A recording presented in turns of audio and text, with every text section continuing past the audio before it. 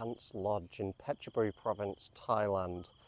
This is a place where you can stay and pretty much be in an animal sanctuary. There's over 600 animals here. The main purpose of this place is to rescue, rehabilitate and wherever possible release animals into the wild. With their income, they work to campaign to bring awareness and education to people in Thailand and internationally to avoid practices that may be classed as animal abuse. You can see that the animals here, compared to your average zoo, have much more spacious, luxurious enclosures. This elephant enclosure is absolutely massive. So we're going to learn a bit more about this place.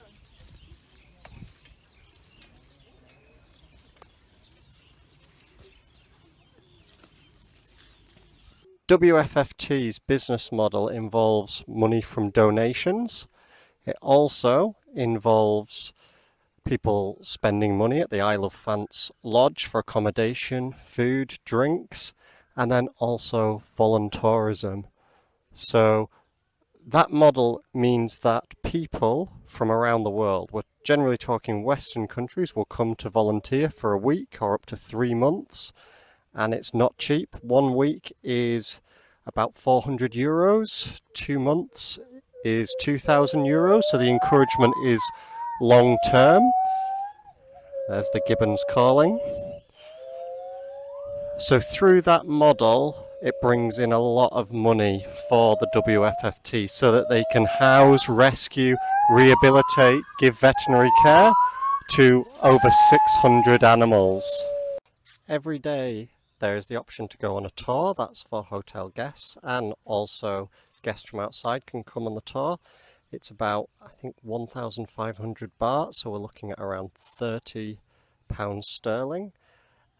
So they travel around on this open air bus. There's a guide who's giving information. They stop off and learn the stories of the different animals. So really great idea for education, so tourists afterwards can share their stories by word of mouth or social media, so that hopefully people are more aware of these environmental issues and animal abuse. However, if we're going to criticize it, these tours are in English only. Remember, this is in Thailand, so if we really want things to change, it needs to happen from the ground upwards. It needs to be grassroots. And if Thai people are not involved in this, it's only really going to be a band-aid on the issue of animal abuse in Thailand.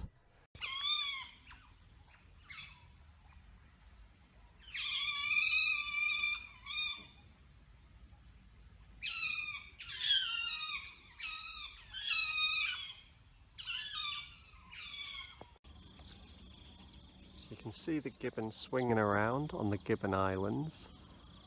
Wow, look at that for a jump. So unfortunately, gibbons are often used as photo props in the tourist industry. That means that the baby is often taken from the mother, which often means that the mother is killed. The baby is then taken to tourist areas and passed around with tourists and charged them for money. However, after a while, gibbons become quite big, quite aggressive with large teeth, and they can no longer be used as a photo prop, so they become almost useless. So this is where the WFFT comes in, that many of these are rescued and rehabilitated. So these islands are one of the steps towards releasing them into the wild. Firstly, the gibbons have to pair, because gibbons pair for life. And then once they become a bit more self-sufficient, they have a program where these are released back into national parks. So we have information boards about the gibbons in both English and in Thai. We can see the gibbons here. The idea is that they are close to other gibbons, so that they pair, because they're animals that pair for life, and then once they successfully pair, they move on to the Gibbon Islands, and the next step is then released into the wild. However, gibbons like this one here, unfortunately, only have one arm, so they will spend their life here at the WFFT because obviously a gibbon with one arm won't be able to fend for itself in the wild. If it's swinging, you might be able to see it's only got one arm, but it doesn't seem to bother it too much. How it got that broken arm or chopped off arm, I don't know, and I imagine there's probably a gruesome story behind that.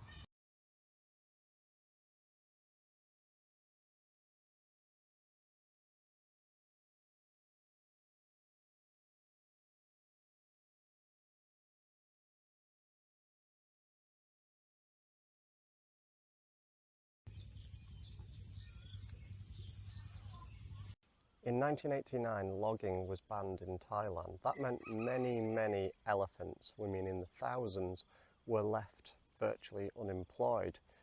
At the same time, the tourist industry took off. So those elephants that were previously used in logging, which was a very tough, often brutal job for elephants to do, moved into the tourism sector, providing rides for tourists. However, this is quite an unnatural behaviour, especially when they put the large seat on the backs of elephants. You'll often see elephants that have worked in the tourism sector for many years will have quite a flat back rather than the natural rounded back. So many of the elephants that have come here are part of the tourist, or formerly in the tourist industry, where they're providing rides. So these are often older elephants that are less economically valuable in that certain sector of the tourist industry.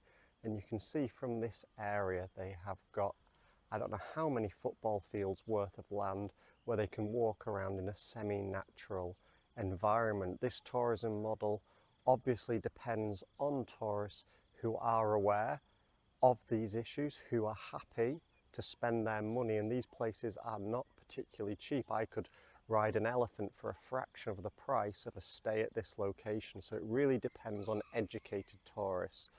However, saying that, the more that this place does, the more money it gets, the more it can campaign, the more it can promote this kind of tourism throughout the country. If I'm going to be critical, which at an A level we should be, nearly all of the tourists I've seen here are Westerners. They're Europeans, Americans, Australians.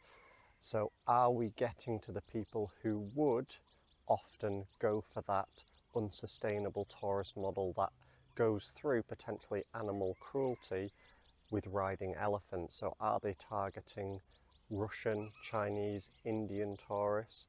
Are they targeting Thai tourists? Because if Thailand is part of the problem, because it has these industries, we need to educate Thai people and change their ways. As these elephants haven't known wild living all of their life, they've been in and around people, often abused, they haven't been part of a social hierarchy in a herd, they can't be released into the wild, unfortunately. So this is the kind of next best option, almost like a retirement home that they can live out their final years here in a somewhat natural environment with minimal human interaction. Often there might be other sanctuaries that, provide experiences where you can touch, maybe wash elephants. However, that is again an unnatural way for the elephants, because elephants choose to wash, they choose to bathe when they want to. Generally, we're talking about in very hot weather, they'll go in there to cool down. So this idea of tourists washing them every morning and afternoon is not natural, and actually it can be quite cold for the elephants, so that can have negative impacts upon them.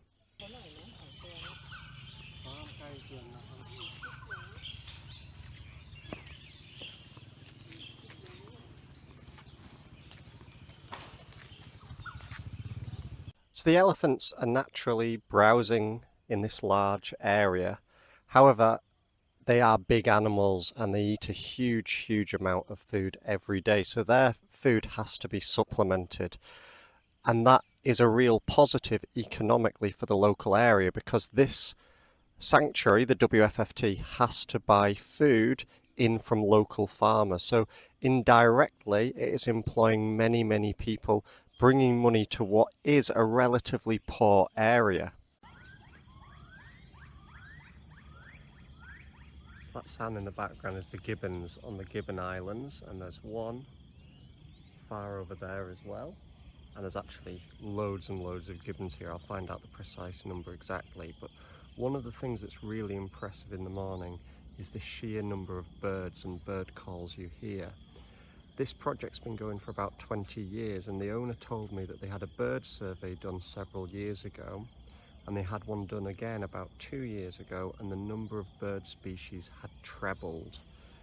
So I'm no bird expert, however, I've seen all sorts, from eagles to kingfishers to wading birds to open-billed storks, sunbirds, bee-eaters.